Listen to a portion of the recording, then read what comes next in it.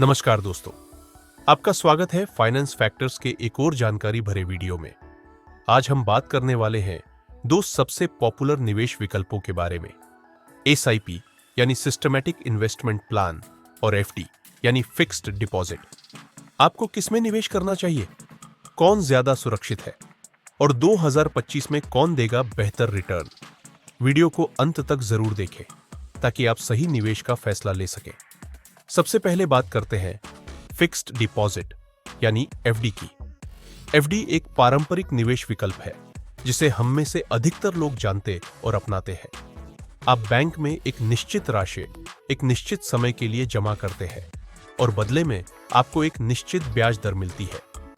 सरल भाषा में कहें तो इसमें रिटर्न फिक्स होता है और जोखिम न के बराबर। एफडी की मुख्य बातें: फिक्स्ड रिटर्न, गारंटीड इनकम, सुरक्षित निवेश, कम जोखिम। लेकिन इसका एक नुकसान भी है।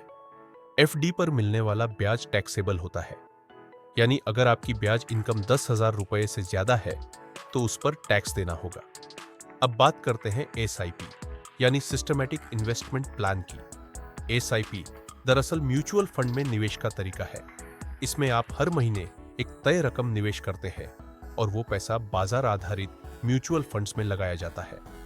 एसआईपी के फायदे: छोटे अमाउंट से निवेश शुरू कर सकते हैं, 500 रुपये से भी। कंपाउंडिंग का फायदा: लॉन्ग टर्म में बेहतरीन रिटर्न, टैक्स में छूट अगर ईएलएसएस में निवेश करें तो। लेकिन याद रखें, एसआईपी बाजार से जुड़ा होता है, यानी इसमें रिटर्न निश्चित नहीं होता, लेकिन लंबे समय में यह एफडी से कहीं बेहतर प्रदर्शन कर सकता है। चलिए अब एफडी और एसआईपी की तुलना करते हैं कुछ मुख्य बिंदुओं के आधार पर। एक, सुरक्षा, सेफ्टी। एफडी पूरी तरह सुरक्षित होती है, खासकर बैंक की। एसआईपी में बाजार का उतार चढ़ाव रहता है, लेकिन लॉन्ग टर्म में जोखिम कम हो जाता है। 2, रिटर्न्स। 2025 में एफडी की ब्याज दरें 6% से 7% के बीच रह सकती है। वहीं एसआईपी, खासकर इक्विटी म्यूचुअल फंड्स, 12 से 15% तक का रिटर्न दे सकते हैं अगर आपने सही फंड चुना हो। 3, टैक्स। एफडी का ब्याज टैक्सेबल है। एसआईपी में इक्विटी फंड्स पर 1 साल से ज्यादा रखने पर 10% long term capital gain tax लगता है, लेकिन 1 लाख रुपए तक का लाभ टैक्स फ्री है। 4, तरलता, लिक्विडिटी। एफडी को समय से पहले तोड़ा जा सकता है, लेकिन पेनल्टी लग सकती है। एसआईपी फंड्स को कभी भी बेचा जा सकता है, हालांकि कुछ फंड्स में लॉक इन पीरियड होता है। अब सवाल आता है, 2025 में कहां निवेश करना सही रहेगा?